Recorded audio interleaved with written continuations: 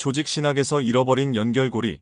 이스라엘론은 메시아닉 유대인 신학자 아놀드 지 프루첸바움 박사가 오늘날 기독교계의 4대 학파, 즉 언약무천년주의 학파, 언약후천년주의 학파, 언약전천년주의 학파, 세대주의 학파 등 각 학파의 신학자들이 세운 성경 주석 교리를 비교 비평한 저서로 성경의 참된 진리를 추구하는 목회자, 신학도 그리고 신자가 필독해야 하는 가장 유용하고 가치 있는 주석서입니다.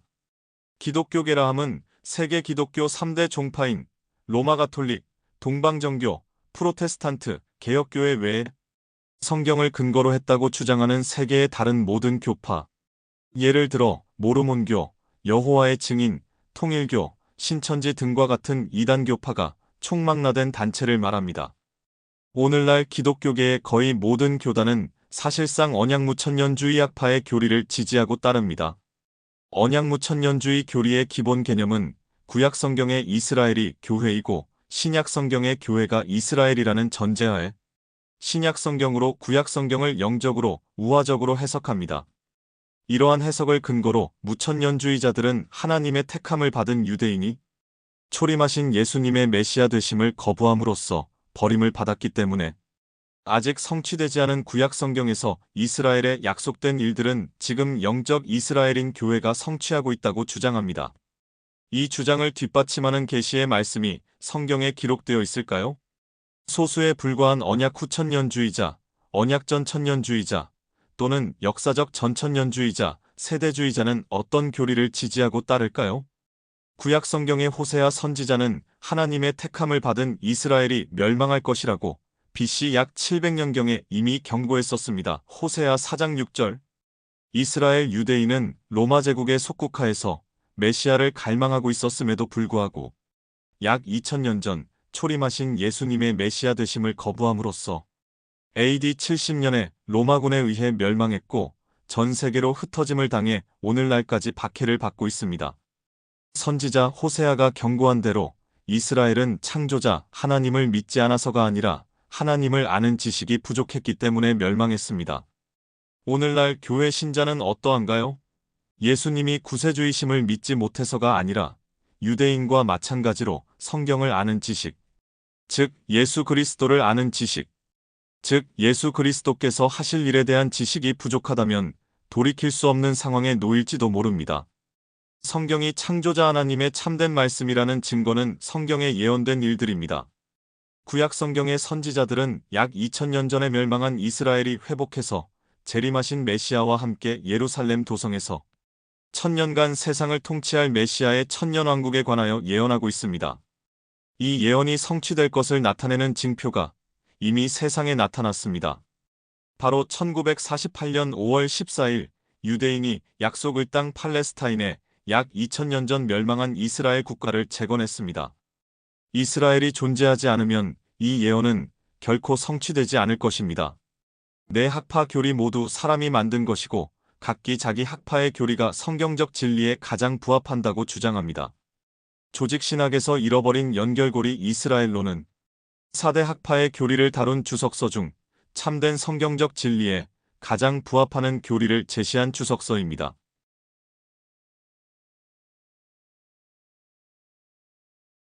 5장 언약 무천년주의의 이스라엘론. A. 이스라엘의 과거. 2일 은혜의 언약. 이 학파의 사상에서 은혜의 언약이 이스라엘론과 관련되는 방식은 모든 언약을 포괄하는 언약이 된다는 것입니다.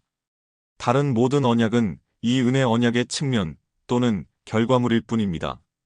이스라엘론의 세 가지 시간대인 과거, 현재, 미래는 모두 은혜 언약에 근거하여 결정됩니다. 벌코프는 이 언약을 다음과 같이 정의합니다. 은혜의 언약은 불쾌감을 느끼신 하나님과 범죄를 저질렀지만 택함을 받은 죄인 사이의 은혜로운 계약으로 정의할 수 있는데, 하나님께서는 그리스도를 믿는 믿음을 통해 구원을 약속하시고 죄인은 이를 믿음으로 받아들이고 믿음과 순종의 삶을 약속하는 것이다. 핸드릭슨의 정의는 다른 측면을 강조하지만 거의 동일합니다. 이제 우리는 은혜의 언약에 대한 정의를 내릴 준비가 되어 있다. 은혜의 언약은 삼위일체 하나님과 백성 사이의 계약으로 하나님께서는 언약의 중보자이신 그리스도의 대리속죄에 근거하여 자기 백성에게 우정을, 즉 완전하고 자유로운 구원을 약속하시고, 백성은 감사하는 마음으로 하나님을 위해 살겠다고 약속하는 것이다. 이 언약은 택함을 받은 자들과 맺어지고 차례로 하나님의 유일한 백성이 됩니다. 이러한 전제 때문에 이 제도는 이스라엘과 교회와 같은 하나님의 두 백성을 허용하지 않습니다. 구약 성경에서 이 택함을 받은 무리는 주로 유대인으로 국한하지만, 신약 성경 언약의 경륜은 그 언약이 모든 민족에게 확장된다는 의미에서 보편적이라고 할 수 있고, 구약 성경의 경륜에서 그랬던 것처럼 더 이상 유대인으로만 국한하지 않습니다. 이렇게 말한 벌코프는 계속해서 이것이 하나님께서 인간과 관계해온 역사 전체를 지배하는 포괄적인 은혜의 언약이라고 단언합니다. 많은 언약 신학자는 아담으로부터 언약을 시작하지만, 핸드릭스는 아브라함으로부터 언약을 시작하는 사람들을 대표합니다. 핸드릭스는 아브라함으로부터 은혜의 언약을 시작하지만, 여전히 노아의 언약은 은혜의 언약을 준비하기 위한 것이고, 다른 언약 신학자들은 은혜의 언약이 시작된 곳이라고 본다는 창세기 3장 15절이 은혜의 언약에 대한 본질을 담고 있다고 봅니다. 그래서 사실상 말하자면 다른 견해와 큰 차이가 없습니다. 은혜의 언약은 언약 무천년주의의 체계에 매우 중요하며 대체로 이스라엘론을 결정합니다. 언약 무천년주의는 변화가 일어났고 어느 정도까지는 경륜의 관점에서 생각해야 한다는 것을 인식합니다. 벌코프는 두 가지 경륜만 주장합니다. 지금까지 말한 모든 것을 근거로 단 두 가지 경륜 또는 행정, 다시 말하면 구약 성경의 경륜과 신약 성경의 경륜을 구분함으로써 전통적인 노선을 따르는 것이 바람직하고, 은혜의 언약을 밝히는 데 있어서 전자를 여러 단계 또는 기간으로 세분하는 것이다. 이것이 언약 무천년주의자들의 전형적인 주장입니다. 경륜은 구약 성경과 신약 성경의 두 경륜만 있습니다. 구약 성경 경륜은 하나의 은혜 언약 계시에 근거하여 여러 시대로 세분할 수 있습니다. 은혜 언약의 다른 계시 또는 행정은 창세기 3장 15절의 계시, 노아와의 언약, 아브라함과의 언약, 신의 산 언약입니다. 언약 무천년주의자들은 이 연구에 인용한 저작들에 그러한 언약의 존재를 결코 증명하려고 하지 않습니다. 단지 그 언약의 존재를 가정만 하고 거기서부터 나아갈 뿐입니다. 이 언약 무천년주의적 사상은 아브라함 언약, 모세 언약과 모세 율법, 구원의 길이라는 세 가지 다른 측면이 밀접하게 연관되어 있습니다. 이 세 가지는 각각 고유한 제목 아래에서 다룰 것입니다. 2. 아브라함 언약. 언약 무천년주의자들은 이 언약이나 성경의 다른 언약을 나누어 구별한 것으로 보지 않는다는 점을 명심해야 합니다. 오직 은혜의 언약이 성취되는 한 측면의 과정으로만 봅니다. 벌코프는 존재하지도 않는 언약 위에 큰 상부 구조를 세운 전형적인 신학자입니다. 벌코프는 단 하나의 언약만 믿기 때문에 아브라함과 함께 우리는 은혜의 언약에 대한 구약 성경 계시의 새로운 시대로 들어간다고 말합니다. 벌코프에 따르면 아브라함과의 언약으로 제도적 교회가 시작되었습니다. 아브라함 이전에 존재했던 것은 집안의 교회였습니다. 이 언약을 간단히 읽어보면 실제로 새 민족 또는 백성, 즉 이스라엘 민족 또는 유대 민족이 시작되었다는 것을 알 수 있습니다.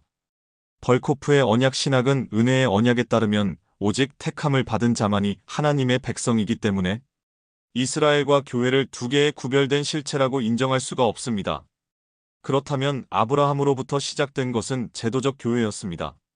벌코프의 결론에 도달하려면 아브라함과의 언약의 신학적인 편견을 가지고 접근해야 할 것 같습니다. 간단히 말해서 하나님께서 아브라함에게 약속하신 것은 육체의 자손과 민족이지 제도적 교회의 조상이 되라는 것은 아닙니다. 할례에 관하여 말하자면 아브라함과의 언약 중의 일부였던 할례를 벌코프는 봉인된 율법, 구성원의 신분증, 봉인된 의로운 믿음이라고 해석합니다. 세대주의자들은 할례를 아브라함 언약의 징표이자 봉인이라는 데 동의할 것입니다. 또한 제도적 교회가 아니라 구성원의 신분증, 즉 유대 민족인 이스라엘 백성의 신분증이라는 것도 동의할 것입니다. 또한 봉인된 의로운 믿음이라는 데는 동의하지 않을 것입니다. 여기서 벌코프는 다시 한번 은혜 언약의 존재를 전제합니다. 벌코프에 따르면 아브라함 언약의 중요성은 인간이 믿음으로 하나님의 약속에 응답해야 한다는 점을 강조한 것이었습니다. 중요한 핵심 사실은 아브라함이 하나님을 믿었고 그것이 그에게 의로 여겨졌다는 것이다. 언급한 바와 같이 세대주의자들도 동의할 것입니다. 벌코프는 아브라함의 믿음의 내용은 창세기 3장 15절에서 추론할 수 있는 메시아의 죽음이었다고 주장할 것입니다. 아브라함이 하나님을 믿었고 그것이 그에게 의로 여겨졌다 라고 선언하는 구절은 창세기 15장 6절에 있습니다. 그렇습니다. 아브라함은 하나님의 약속을 믿었습니다. 하지만 그 문맥에서 그 약속의 내용은 창세기 15장 1에서 5절에 있으며 아브라함의 미래의 아들 이삭을 가리키는 것이 분명합니다. 그렇습니다. 아브라함은 믿음을 통해 은혜로 구원받았습니다. 그렇습니다. 아브라함의 믿음의 내용은 하나님의 약속입니다. 문제는 다음과 같습니다. 약속의 내용은 무엇인가? 이것이 바로 벌코프가 다음에 다루고 있는 문제입니다. 벌코프는 아브라함의 언약에서 은혜 언약의 영적 축복이 이전보다 훨씬 더 분명해졌다 라고 주장합니다. 더 나아가서 영적 축복은 이제 가장 중요한 것이 되었습니다. 육체적 약속의 전체 목록을 작성하여 영적 축복과 나란히 놓으면 전자가 후자보다 훨씬 더 많을 것입니다. 벌코프는 자신의 주장을 증명하려는 노력으로 로마서 3에서 4장과 갈라디아서 3장을 인용하면서 아브라함 언약에 대한 최고의 성경적 설명이라고 주장합니다. 이것은 사실일 수 있지만 이러한 신약 성경의 설명은 영적인 약속을 위해 육체적인 약속을 무시하지 않으며 무엇이 가장 중요하고 중요하지 않은지를 보여주려고 하지도 않습니다.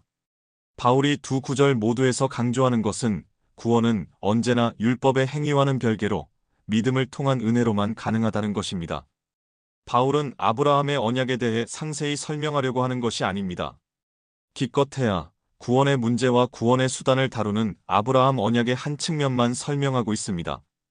벌코프는 나중에 아브라함과의 언약은 세속적인 축복과 영적인 축복이 모두 포함되었다는 것을 인정하지만 전자는 후자의 종속적이었다 라고 단호하게 결정합니다. 영적 축복이 육체적 축복에 종속될 가능성은 작지만 동등할 수는 있습니다. 어쨌든 아브라함 언약의 내용은 육체적인 것이 영적인 것에 종속되어 있다고 선언하지 않습니다. 벌코프는 또한 독단적으로 현세의 축복은 영적인 일과 하늘의 왕국의 일을 상징하고 전형화하는 역할을 했다라고 주장합니다. 하지만 벌코프에게는 이것이 육체적인 축복을 완전히 없애는 근거가 되고 세대주의자들이 벌코프의 유형론에 익숙하지 않은 이유입니다. 본문에 더 해당하는 것은 아브라함의 언약에서 육체적인 약속과 영적인 약속이 모두 동등했다는 것입니다. 육체적인 약속은 아브라함과 이삭과 야곱의 육체적 자손에게만 국한되었습니다. 영적인 약속은 유대인과 이방인을 막론하고 모든 신자에게 확대되어야 했었습니다. 세대주의 신학의 매우 중요한 측면은 아브라함 언약의 조건이 없다는 것입니다. 이것은 언약의 내용에 순종해야 할 규칙이나 하나님께 사람들이 충족하기를 기대할 수 있는 조건이 없다는 것을 의미하지 않습니다. 조건이 없다 라는 말은 언약에 담긴 하나님의 약속이 조건 없이 성취된다는 의미입니다. 즉 언약에 포함된 조건이나 계명을 지키거나 지키지 않더라도 언약의 약속들은 성취될 것이라는 의미입니다. 성취는 인간이 아니라 하나님께 달려 있습니다. 언약의 축복을 누리는 것은 순종을 조건으로 할 수 있지만 약속의 성취는 그렇지 않습니다. 하지만 언약 무천년주의는 아브라함 언약을 조건이 없다는 것으로 받아들일 수 없었기 때문에 앨리스는 언약의 조건부 성격을 입증하려고 노력합니다. 앨리스는 아브라함 언약의 명시적인 조건에 순종이 조건으로 명시되어 있지 않다라고 인정합니다.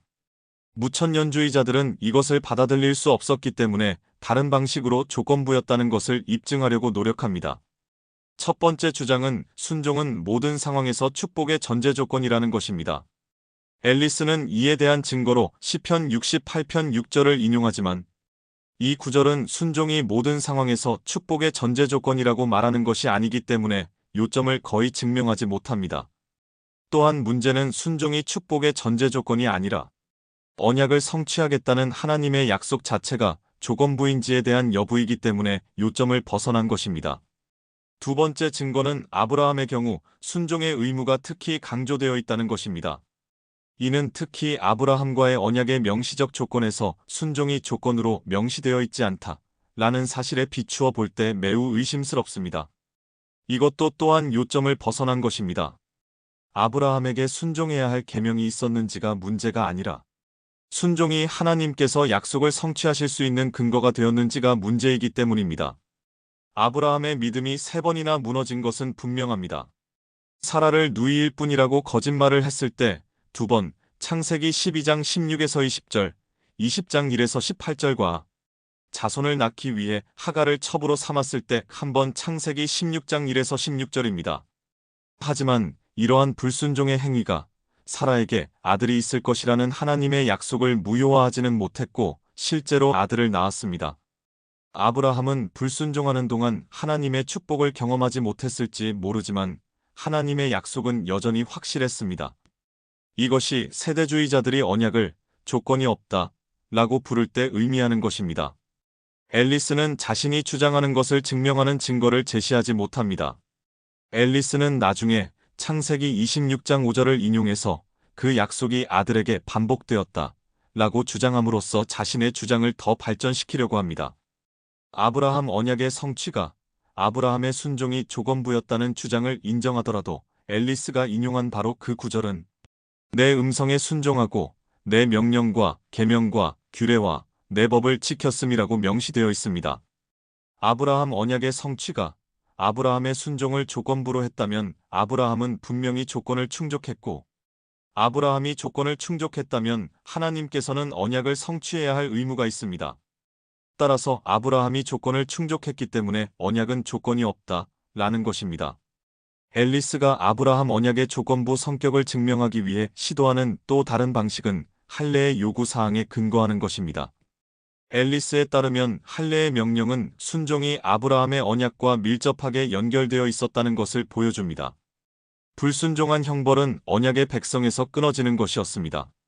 물론 아브라함 언약이 할례를 요구했다는 것은 사실이지만 하나님께서 약속을 성취하기 위한 조건은 아니었습니다. 유대인이 40년간 광야에서 떠도는 동안 할례를 행하지 못했지만 하나님은 어쨌든 약속의 땅으로 인도하시겠다는 약속을 성취하셨습니다. 할례는 유대인이 약속의 땅으로 들어간 후에야 마침내 재개되었습니다. 불순종에 대한 형벌은 하나님의 백성에서 끊어지는 것이었습니다. 이 구절에 대한 앨리스의 해석은 불순종한 사람은 언약의 백성에서 끊어진다는 것입니다. 앨리스는 이 요점은 하나님의 백성을 교회와 동일시한다는 자신의 언약 신학을 반영한 것이지만 그 구절은 일반적으로 처형을 의미합니다. 불순종하면 사형에 처해질 수 있습니다. 다시 말하지만 할례의 요구사항은 언약 자체를 조건부로 만드는 것이 아니라 언약 안에서 계명을 제공하는 것입니다. 하지만 하나님은 명령과 형벌을 불순종했을 때도 항상 본분을 다하셨습니다. 세대주의자들은 아브라함의 언약을 전혀 조건이 없다 라고 여기지 않는다는 앨리스의 주장은 더욱 약하며 우리는 아브라함의 서자로 아랍인의 조상인 에서가 카나안 땅에서 회복되고 아브라함 언약에 따른 완전한 축복을 받는다는 이야기를 들어본 적이 없습니다. 앨리스는 세대주의자들이 아브라함 언약에 관하여 가르치는 것에 대해 무지하거나 의도적으로 세대주의자들의 입장을 왜곡하고 있습니다. 어느 쪽이든 세대주의의 오류에 대한 주요 저작을 쓴 사람으로서 변명할 수 없는 일입니다. 아브라함 언약은 아브라함의 모든 자손과 맺은 것이 아니라 아브라함의 자손 8명 중에 오직 이삭을 통해서만 나오는 자손과 맺은 것입니다. 더 나아가서 언약은 이삭의 아들 중에 야곱을 통해서만 유지되었습니다. 아브라함 언약의 내용은 분명히 이삭과 야곱을 제외한 다른 모든 사람을 배제했습니다. 야곱 이후에야 야곱의 자손 모두를 위해 언약이 유지되었습니다. 앨리스의 증거는 전혀 증거가 아닙니다. 앨리스가 에서는 왜 언약의 축복에서 배제되었는가, 야곱과 마찬가지로 이삭의 아들이었자는가 하고 질문했을 때 대답은 간단합니다. 이삭의 아들이라는 것만으로 언약의 자손이 되기에 충분하지 않았습니다. 문제는 하나님의 선택이었습니다. 만약에 언약이 순종을 요구하지 않았다면 어떻게 에서의 불순종으로 인해 자손들이 언약의 축복을 박탈당할 수 있겠는가? 라는 앨리스의 질문은 무의미합니다. 에서의 배제는 불순종에 근거한 것이 아니라 하나님의 선택에 근거한 것입니다. 칼뱅주의자인 앨리스도 이것을 인식했어야 했습니다. 야곱이 포함된 것은 순종에 근거한 것이 아니라 선택에 근거한 것입니다. 3. 모세의 언약과 모세의 율법. 무천년주의자들에게 모세 언약도 또한 은혜 언약에 속해 있을 뿐입니다. 벌코프는 아브라함 언약을 논의하면서 신의 산 언약과 어떻게 관련되어 있는지를 보여주려고 합니다. 은혜 언약의 아브라함 언약 형태는 신약 성경 경륜에서 우리에게 규범적이다. 신의 산에서 맺은 언약은 모든 종류의 외적인 의식과 형식으로 인해 은혜 언약의 진정한 특성을 이해하기 어렵게 하는 경향이 있는 중간기 언약입니다. 즉, 아브라함의 언약이 끝나고 모세의 언약이 시작될 때까지의 언약이라는 것입니다. 실제로 은혜의 언약은 자유롭고 은혜로운 것이었습니다.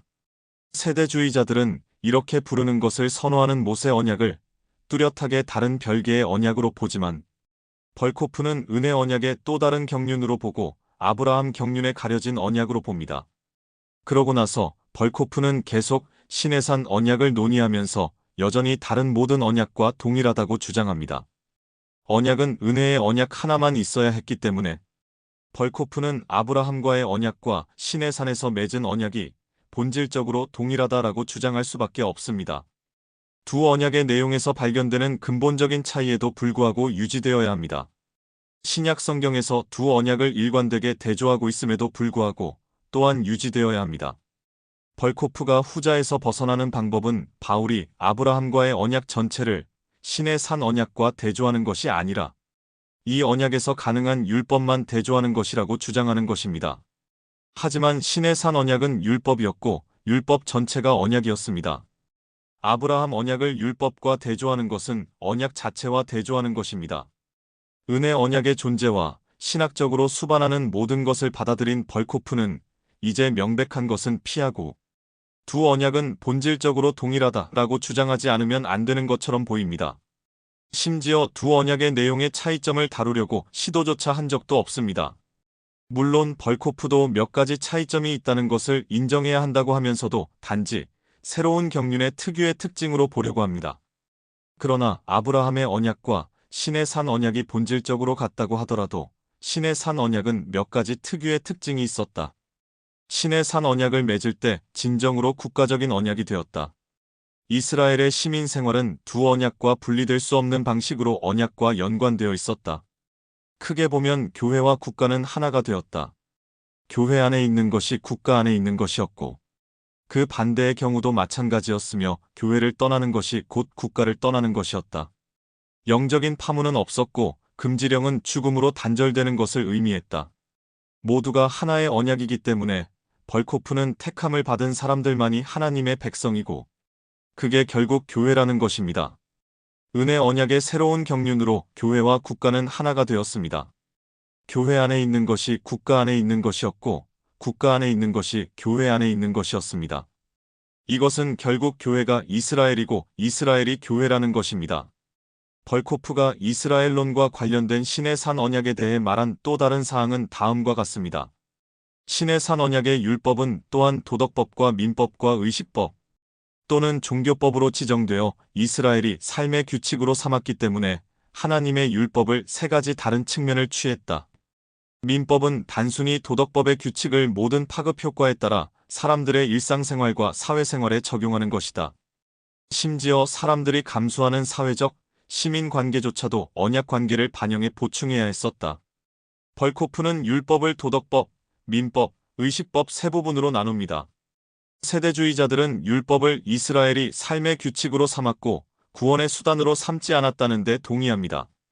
하지만 벌코프는 이에 대한 것들을 비난했습니다. 또한 많은 세대주의자는 벌코프가 율법을 세 부분으로 나눈 것에 동의합니다. 그러나 율법 자체는 결코 이렇게 세 부분으로 나뉘지 않습니다. 율법은 항상 하나의 단위로 간주하며 분할하지 않습니다. 율법 자체에서 뒷받침하지 않는 세 부분으로 나누는 것은 율법의 통일성을 훼손할 위험성이 있습니다. 이것은 결국 일부 율법은 더 이상 유효하지 않지만 일부 율법은 여전히 유효하다는 가르침을 허용합니다. 세 가지 종류의 언약신학자에게는 이러한 구분이 필수적입니다. 세대주의자들에게는 이러한 세 가지 구분이 일관성이 없습니다. 전형적인 언약신학자인 앨리스는 아브라함 언약과 모세 언약 사이에 실질적인 차이가 없다고 봅니다. 있을 수 있는 차이는 종류의 차이가 아니라 정도의 차이라는 것입니다. 모세 율법이 하는 일은 하나님의 뜻을 더 분명하게 하는 것이었습니다. 앨리스는 자신의 주장을 말하면서 세대주의자들이 믿는 것을 다시 한번 오해하고 있습니다. 율법과 약속 사이의 차이는 없었기 때문에 약속 아래서 사람들은 순종하지 않아도 구원받았고, 율법 아래서 순종했기 때문에 구원받았다고 명시합니다. 이것은 모든 경륜의 구원은 믿음을 통한 은혜로 말미암은 것이며, 믿음의 내용에만 차이가 있다는 믿음을 고수하는 주류 세대주의의 가르침이 아닙니다. 아브라함 언약 아래서도 모세 언약 아래서도 구원의 조건은 순종이 아니었습니다. 세대주의자들은 모세 언약을 조건부라고 보지 않습니다. 왜냐하면 모세 언약 아래서 사람들이 구원을 받은 것은 순종했기 때문입니다. 오히려 그 반대입니다. 하나님의 약속 성취는 순종이 조건이었기 때문에 조건부였으나 아브라함 언약에는 적용되지 않았습니다. 하지만 앨리스의 언약 신학은 아브라함 언약과 모세 언약을 나누고 구별하는 언약이 아니라고 합니다. 모두 은혜 언약의 결과물이기 때문입니다. 세대주의자는 레위 지파 율법의 위대한 가르침은 피 흘림이 없이 죄 사함은 없다라는 앨리스의 발언에 동의하지 않을 것입니다. 앨리스는 모세 율법이 구원의 길과 그 필요성을 더욱 분명하게 만들었다 라고 단언합니다. 앨리스가 구원의 길이 피 흘림의 필요성을 의미한다면 모든 세대주의자는 동의할 수 있지만, 믿음의 내용이 그리스도의 대속적 죽음을 의미한다면 앨리스는 모세 율법만으로 이것을 입증하기가 어려울 것입니다. 구약 성경의 유대인은 그러한 특권이 없었다고 무시하는 앨리스는 여기서 신약 성경을 구약 성경으로 다시 읽어야 합니다. 4. 구원의 길. 벌코프는 4가지 논증을 통해 은혜의 언약을 구원의 길과 연결하고 있어 이것이 그에게는 유일한 구원의 길입니다. 이 점에서 세대주의자들과 모순되지만 벌코프가 암시하는 방식에서는 그렇지 않습니다. 세대주의자들은 그러한 은혜 언약의 존재에 이의를 제기했습니다. 세대주의자들은 여러 가지 언약을 구별하고 그 언약을 구별하여 지켜야 한다고 주장합니다. 하지만 이러한 언약들은 다른 구원의 다른 길이라고 말하지 않습니다. 벌코프는 모든 경륜에서 똑같은 단 하나의 언약만 있다고 주장합니다. 언급된 다른 여러 언약은 별도의 언약이 아니라 동일한 언약의 다른 경륜이라는 것입니다. 벌코프가 이 결론을 위해 제시하는 증거는 다른 무엇보다도 먼저 각 언약에 대해 하나님께서 내가 너의 하나님이 되리라 라고 말씀하신 사실에 근거합니다. 그러나 하나님께서 각각의 개별 언약을 맺으셨다면 어쨌든 당연히 그렇게 될 것입니다. 단순히 비슷한 표현이 있다고 해서 언약이 모두 같다고 보기는 어렵습니다. 아브라함과의 언약, 신의 산 언약, 모압 평야 언약, 다윗 언약, 새 언약 사이에 많은 유사점도 또한 내용이 너무 달랐기 때문에 모두 경륜만 다른 동일한 언약이 될 수 없습니다. 두 번째 주장은 사람들이 구원받는 복음은 단 하나뿐이라는 것입니다. 복음은 단지 은혜 언약의 계시일 뿐이기 때문에 언약은 단 하나일 수밖에 없습니다. 여기서 벌코프는 증명하려고 시도한 적도 없는 2가지 전제에 근거하여 결론을 증명하려고 합니다. 첫 번째는 사람들이 구원받는 복음은 단 하나라는 것입니다. 만일 이 말이 구원의 수단은 믿음을 통한 은혜로 항상 동일하다는 것을 의미한다면 세대주의자들은 동의할 수 있지만, 벌코프는 믿음의 내용도 항상 동일하다고 믿기 때문에 이보다 더 많은 것을 의미합니다. 여기서 세대주의자들은 모두 동의하지 않을 것이고 벌코프는 이것을 입증하지 못했습니다. 벌코프가 인용한 구절로는 자기가 주장한 것을 전혀 보여주지 못합니다.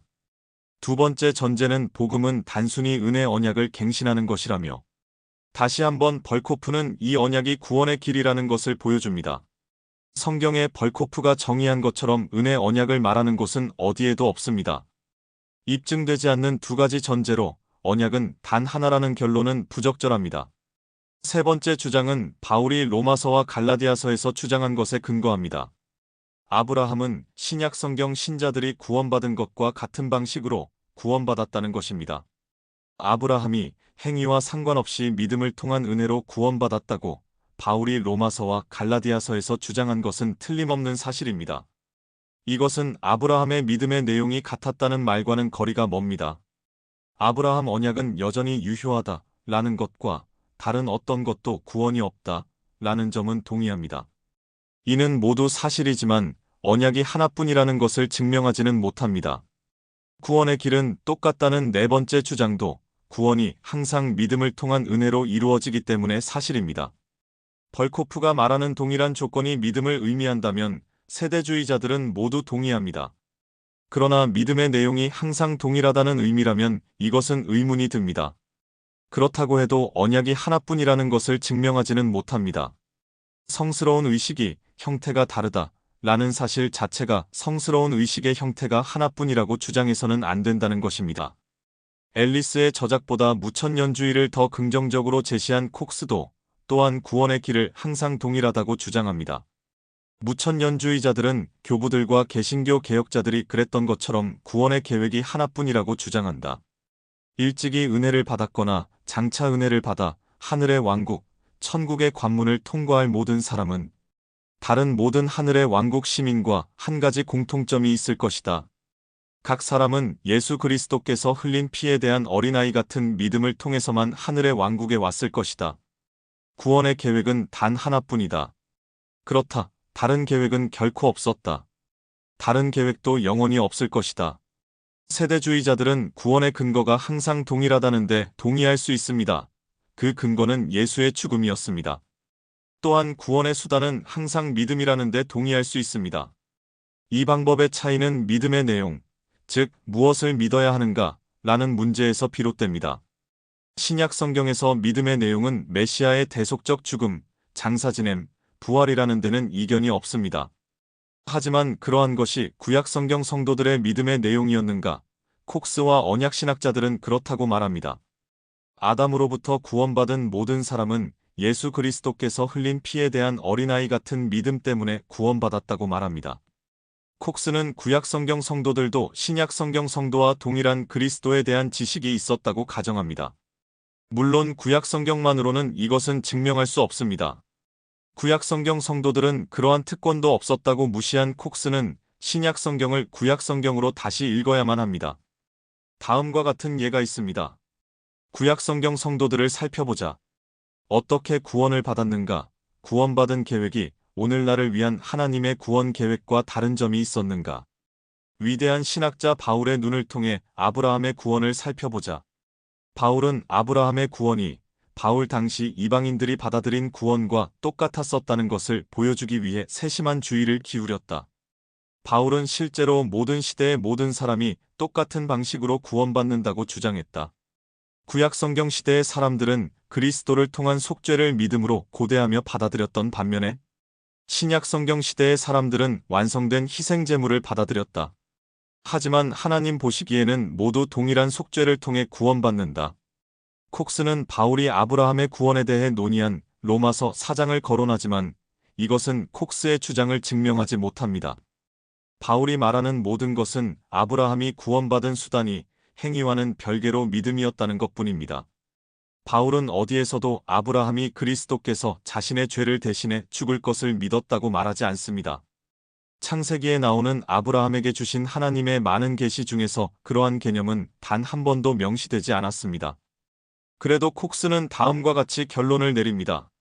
많은 사람이 오늘날 캐리그마, 그리스도의 죽음과 장사 지냄과 부활에 관한 기쁜 소식을 듣고 믿음으로써 구원을 받는다. 아브라함도 같은 복음을 믿음으로써 구원을 받았다.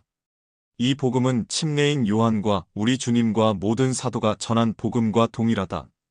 이 복음이 아브라함에게 미리 전파되어 갈라디아서 3장 8절 모든 의인의 아비가 되게 하셨다.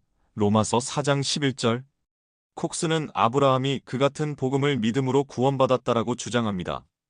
그 증거로 또한 갈라디아서 3장 6에서 9절을 인용하고 창세기 15장 6절도 인용합니다. 그러나 바울이 말하는 모든 것은 아브라함의 믿음이 구원의 수단이었다는 것뿐입니다. 바울은 아브라함의 믿음의 내용이 그리스도의 대속적 죽음이었다고 말하지 않습니다. 게다가 창세기 15장 6절은 여호와를 믿었기 때문에 의로 여겼다고 말합니다. 분명히 구원의 수단은 믿음이었습니다. 그러나 아브라함이 믿은 것은 무엇인가? 창세기에서 아브라함의 이야기에 대한 직접적인 맥락에서 더 확대한 맥락에서 아브라함이 메시아께서 오셔서 그의 죄를 대신해 죽을 것이라고 믿었다는 말은 없습니다. 그러나 아브라함이 주로 땅과 씨에 관련된 하나님의 약속을 믿었다는 말은 있습니다. 그러한 경우에 대부분 씨는 직계 아들인 이삭을 가리켰습니다. 아브라함의 믿음의 내용은 하나님의 약속이었습니다. 약속은 많았지만 그 중에 메시아가 아브라함의 죄를 대신해서 죽을 것이라는 약속은 하나도 없었습니다. 콕스가 분명히 말했듯이 언약 무천년주의자들은 예수 그리스도를 믿는 믿음이 모든 시대의 모든 성도에게 항상 구원의 수단이라고 믿습니다. 무천년주의자들은 이러한 특징에 대해 전적으로 동의한다. 하나님은 언제나 단 하나의 계획만 있었고, 그 계획은 오직 완성된 그리스도의 사역에만 달려있고, 모든 사람은 구원을 받아야 하며, 구원받은 모든 사람은 똑같은 방식으로 구원받고, 다시 말하면 예수 그리스도를 믿는 믿음을 통해서만 구원받는다는 것이다. 5. 구약 성경의 교회. 언약 신학에서 교회는 적어도 아브라함 이래로 항상 존재해 왔기 때문에 벌코프는 교회와 그 형태를 다른 시대에서 찾아야 합니다. 다른 경륜의 교회라는 제목 아래 무천년주의자인 벌코프는 교회 시대 역사를 세 가지 경륜으로 보고 있습니다. 호지와 언약 후천년주의자들은 네 경륜의 시대가 있습니다. 일찍이 벌코프는 단 두 경륜만 있다고 주장했습니다. 첫 번째 경륜은 족장 시대였습니다. 아담부터 모세까지 교회는 주로 경건한 가정으로 구성되어 있었고 아버지는 제사장이었습니다. 이 경건한 가정 중에는 노아와 아브라함의 가정도 있었습니다. 아브라함과 함께 교회는 민족의 일부로 발전했고 할례를 통해 세상과 분리되었습니다. 바로 여기서 이스라엘과 교회가 동일시됩니다. 두 번째 경륜은 모세 시대였습니다. 이 경륜의 시대에 이스라엘과 교회의 동일시가 완성됩니다. 시내산에서 이스라엘 민족은 국가이자 하나님의 교회가 되었습니다. 교회는 이제 이스라엘 민족의 삶에 제도적으로 존재하게 되었습니다. 이 경륜 시대에 태어난 것이 교회 국가였습니다. 이제 온 백성이 교회를 구성하게 되었고, 교회는 이스라엘이라는 한 국가로 국한되었습니다. 이러한 전제하에 이스라엘에 그리고 이스라엘에 대해 이루어진 수많은 약속과 예언을 실제로 교회에 대해 말하는 것으로 바꾸기가 비교적 쉬워집니다. 불분명한 것은 일관성이 없어 보입니다. 실제로 국가 전체가 교회였다면 종종 대부분을 차지했던 불신자도 포함되었는가? 하지만 벌코프는 왕국과 교회를 동일시하고 거듭남은 왕국, 즉 교회에 들어가는 수단입니다. 만약에 그렇다면 이제 교회가 어떻게 이스라엘의 온 백성이 될 수 있을까? 이러한 동일시로 인해 언약 무천년주의 신학에 약간의 모순을 초래합니다. 세 번째 경륜은 신약 성경 시대입니다. 이것은 이스라엘의 현재에서 논의될 것입니다.